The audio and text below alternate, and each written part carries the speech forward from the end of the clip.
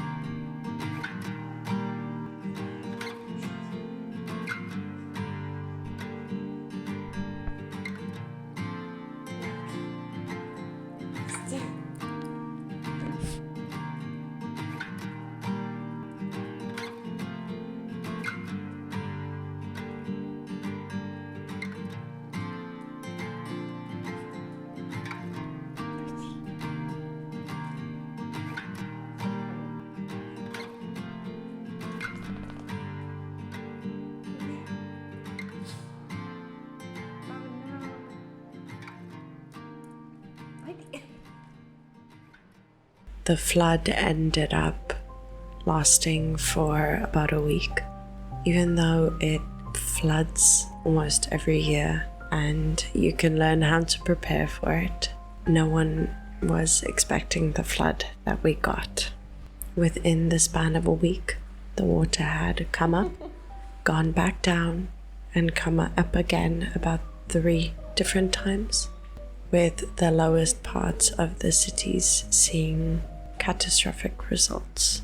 A lot of people lost their belongings and their businesses, as well as family members. This was an historical flood that hit central Vietnam at the end of October, which is a little bit of a somber note in my vlog this month, but I did want to share this with you guys, and usually we keep it quite light, which the month started out rainy and cozy and just lovely, and to be fair, we've gone back to that. I don't think I've ever cleaned a house in my entire life as much as I did that week.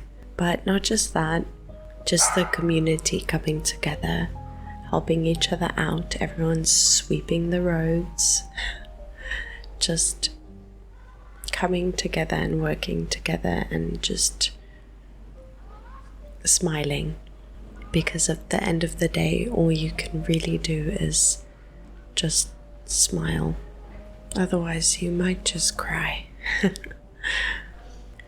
After a week of flooding and about a week of cleaning, if not more, the house was finally back to normal, if not cleaner than it was before. So always look at the silver linings, I guess.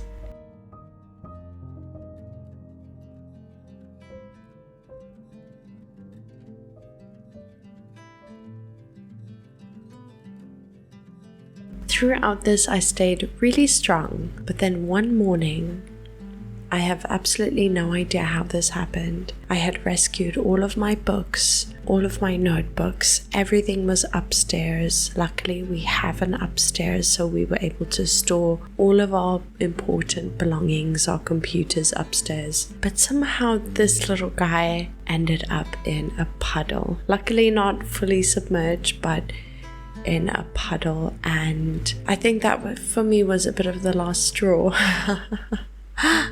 I cried over my little reading journal and I struggled to get this thing dry. I put it in our dryer once our power came back on, and I was hoping for the best. Now flipping through it, it's not that bad. It definitely gives it character. I definitely could save it, and some pages, especially this reading log page, kind of looks cool, faded. It looks nice in an aged way.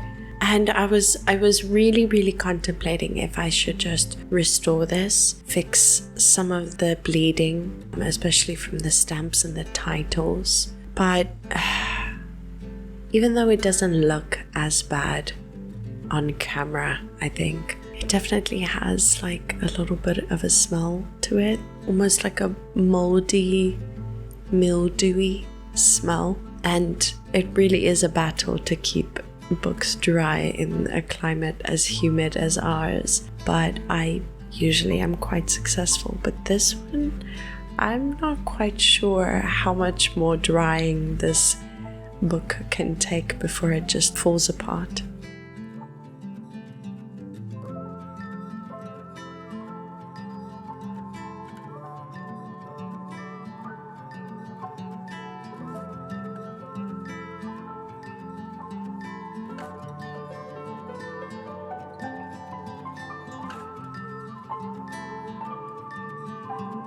I'm about halfway through this reading journal.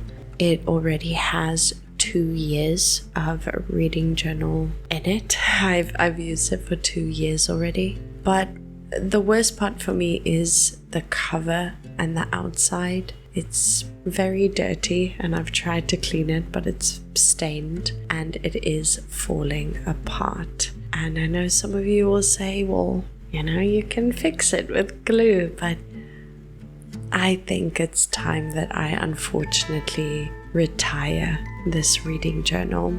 It served me for 2 years. I've loved it, but because this is a long-term journal, I do think I'm gonna retire this one and start in a fresh journal for 2026. Keeping the same concept of having a long-term reading journal filled with multiple years, but I think I deserve a new journal. So I'm very sorry to say goodbye to this one. And in the same breath, I'm actually really excited to set up a new reading journal for 2026. So if you're here because of my journals and you've found this video and you have a love for journaling, stay tuned. That one is in the cards for the future. But as they say, no storm, no matter how long, can last forever.